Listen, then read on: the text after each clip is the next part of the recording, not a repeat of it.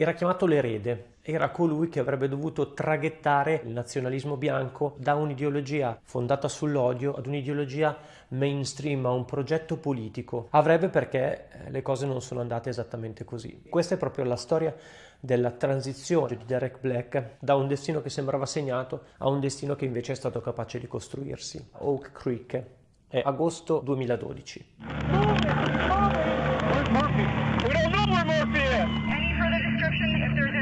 Shooter. He's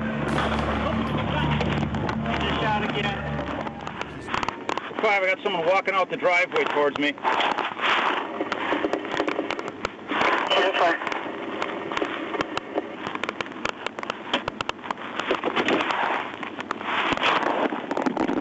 Page comes out and he starts running away from me, and his arm comes up and I see the gun and we both shoot at the same time.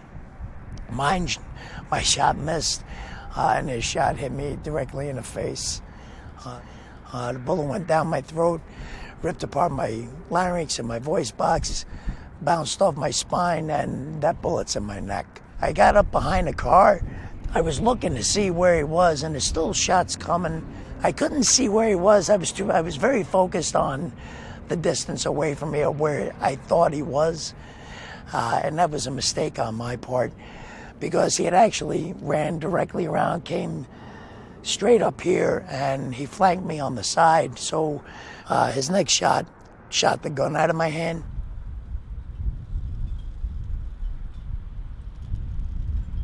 But I was watching his face. There was no anger, no excitement, almost like he was doing business.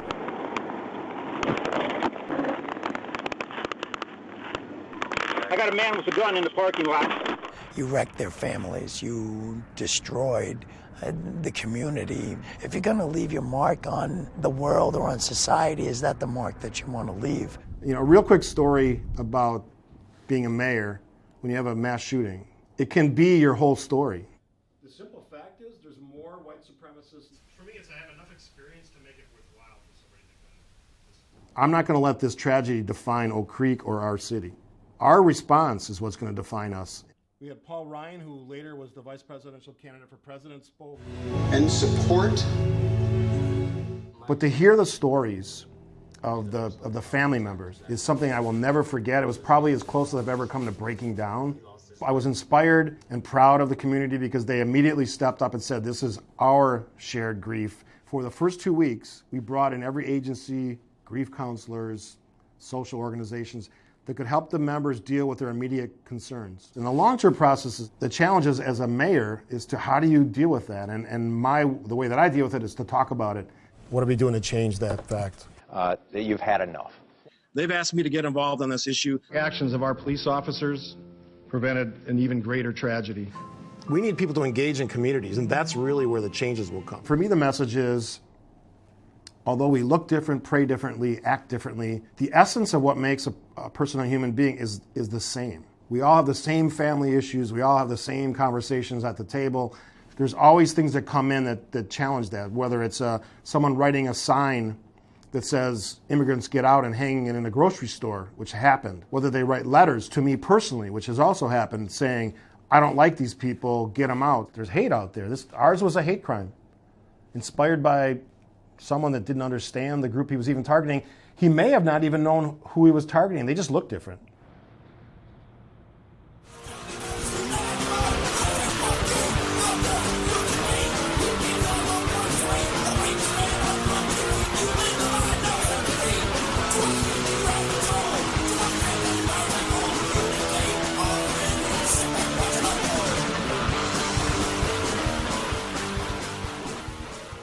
Which was founded by our guest, Don Black, the former Grand Wizard of the KKK, who joins us tonight from Boynton Beach, Florida. Mr. Black, welcome. I wonder if you are proud of the connection between Mr. Page and your website.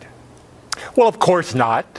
And we're not a hate group any more than Hispanic or Black or Jewish organizations promoting their interests, their values. When I first heard the story break, I was thinking, and a culture and a civilization based on the work of the founders of this country and their descendants. And now we're seeing that people being destroyed, being genocided by forced assimilation, by bringing in tens of millions of third world immigrants. So we oppose that, but we certainly don't believe the solution is to go in and shoot up a temple.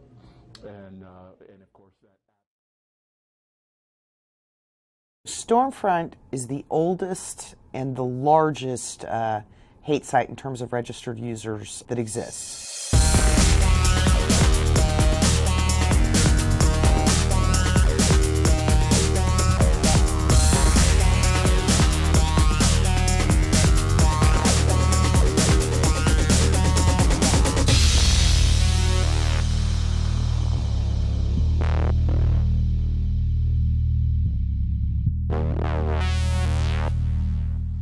Don Black, the founder of Stormfront, began the site in 1995.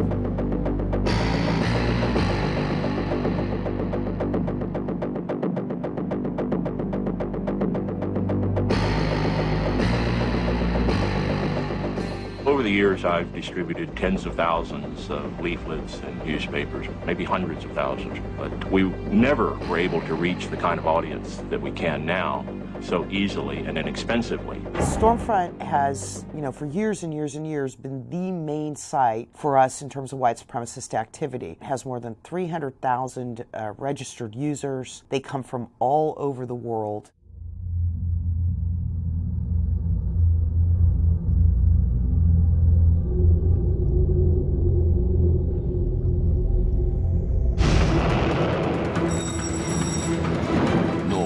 July 2011.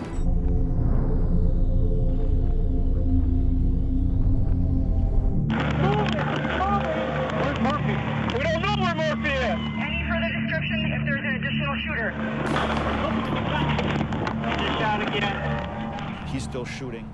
Derek, from a very young age, 9 or 10 years old, was a central figure on Stormfront. He ran the Stormfront Kids section. He put up cartoons. He created propaganda and other things that were particularly attractive to young people who were looking at this movement or getting interested in hate ideas. Derek, again from a young age, was the traveling partner of his father, Don Black.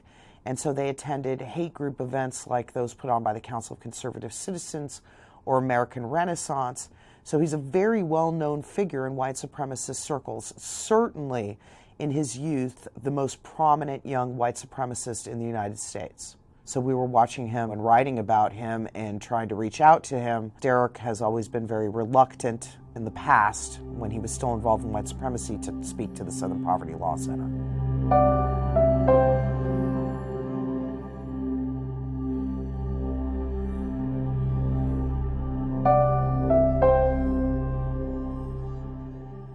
The leaving of the movement's not really surprising. What's surprising is Derek and who he represents and who he is, him leaving the movement. Most people, when they leave the white supremacist movement, they leave the movement, meaning the people.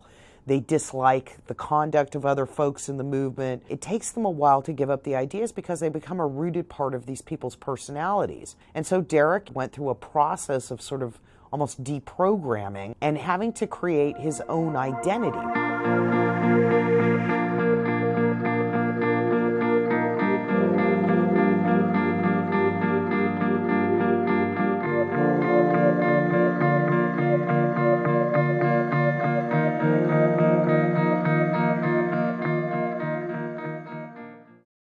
Derek studia differenze biologiche tra le razze, quoziente intellettivo, la statistica dei crimini, tutto quello che può servire a radicare le sue convinzioni in qualcosa che sia fattuale.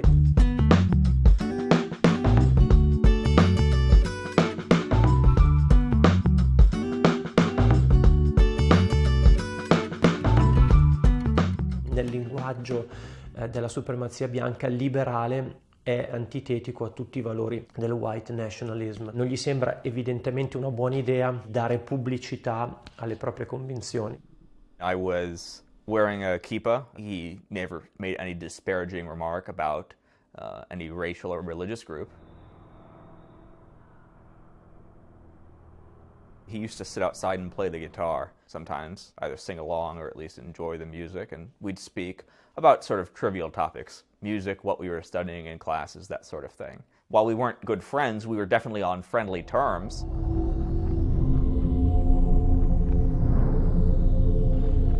Another student was doing some research on terrorism, I believe, and was going through different websites and noticed a picture that looked very familiar and posted this picture to that forum where students at the college could post. And someone pointed out that this was actually a student at the college, Derek Black. And I was totally shocked. As soon as anybody at the school found this out, as you could probably imagine, that was the only thing that anybody spoke about for months and months, basically.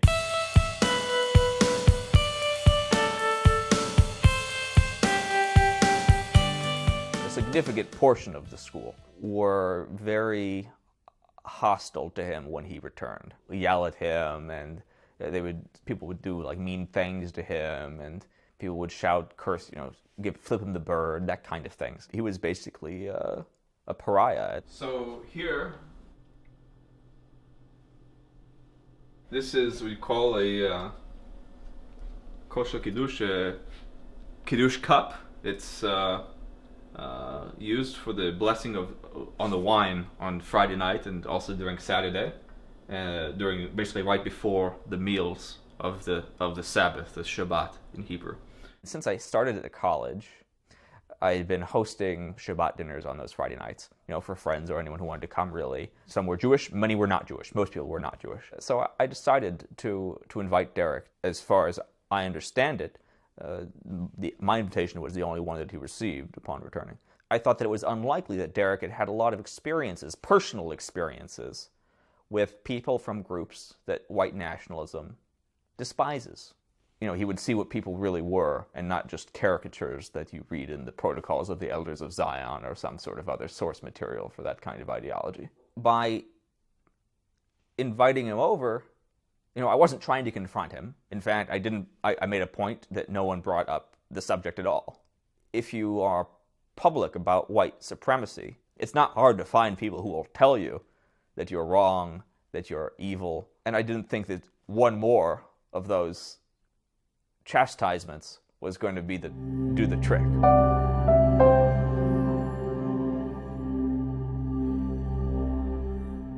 I don't want to say a first date, but you don't know what's going to happen. I would pray by myself, and then I would come to the table. Everyone come to the table. I would have cooked already. I would say a blessing over a cup of wine. He sort of went with the flow. I think the conversation was nice. We have common interests. We were both interested in history. We would speak about music, but casual conversation, basically friendly, and there was very tense at first, but as the night goes on, you sort of forget who you're talking to, and especially over time, because not only did he come that week, but he came back week after week after week from then on.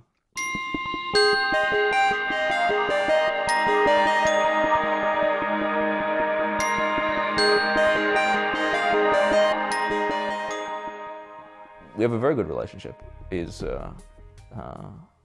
one of my best friends today.